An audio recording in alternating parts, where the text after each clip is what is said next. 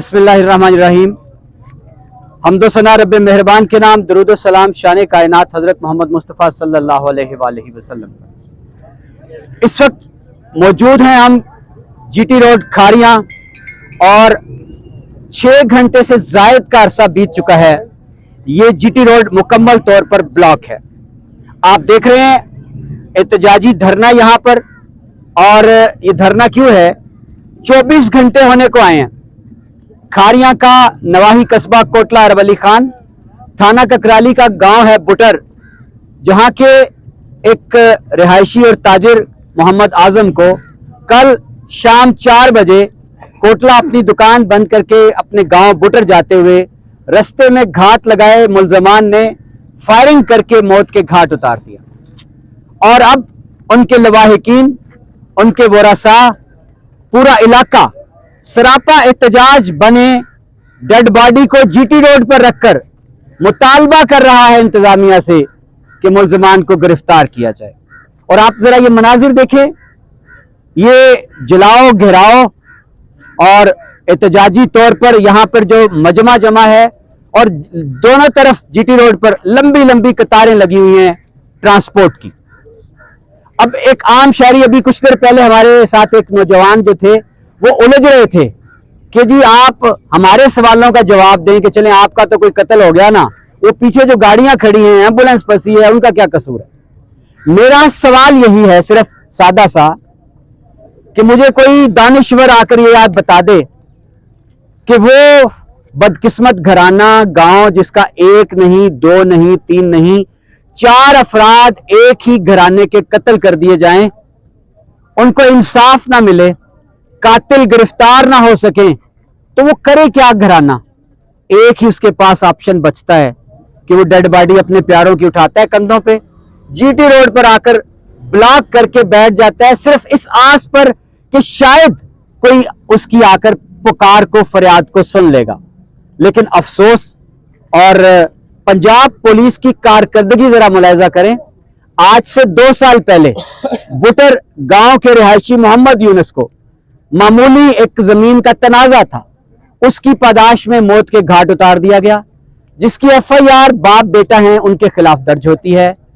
Police मुल्जमान को गिरफ्तार करने में मुकम्मल तौर पर नाकाम रहती है। उस केस की पैरवी उनके करीबी अजीज बशीर बुटर करते हैं और उसकी पादाश में वही मुल्जमान दोबारा उस मामूली एक जमीन का तनाजा था, उसकी पादाश में मौत के घाट उतार दिया गया, जिसकी एफआईआर बाप बेटा हैं उनके खिलाफ दर्ज होती है। पुलिस मुल्जमान को गिरफ्तार करने में मुकम्मल तौर पर नाकाम रहती है। उस केस की पैरवी उनके करीबी अजीज बशीर बुटर करते हैं और उसकी पादाश में वही मुल्जमान दोबारा उस गांव में आकर बिल्कुल सरेआम बशीर बुटर को सरे शाम कत्ल कर देते। इंतजामिया टस से मस नहीं होती, कातिल फिर भी गिरफ्तार नहीं होते।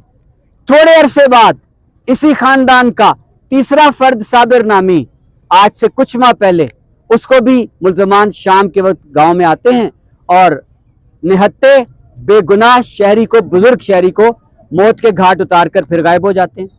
अब 3 कत्ल हो जाने के बाद ये बदकिस्मत घराना अभी पिछले 3 कत्लों का हिसाब मांग रहा था, इंसाफ की दुहाई दे रहा था, और पुलिस थाना ककराली जिला गुजरात मुकम्मल तौर पर नाकाम रही है कातिलों को गिरफ्तार करने में। और ये मोहम्मद आजम जो कल कत्ल हुए हैं, ये अब आप देख लें, इससे ज्यादा एक पुरअमन शहरी क्या करे कि वो अदालतों और कानून के रहमो करम पर है, जिसके 3 कत्ल हो चुके हैं, वो हाली हाथ निहत्ता अपनी दुकान बंद करके अपने गांव में जा रहा था, कल उसको भी कत्ल कर दिया गया।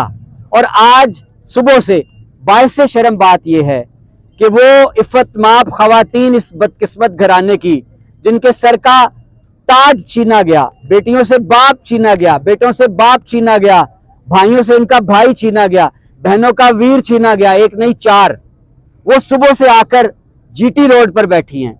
क्या हमारे लिए बहसियत पाकिस्तानी बाइस शर्म बात नहीं?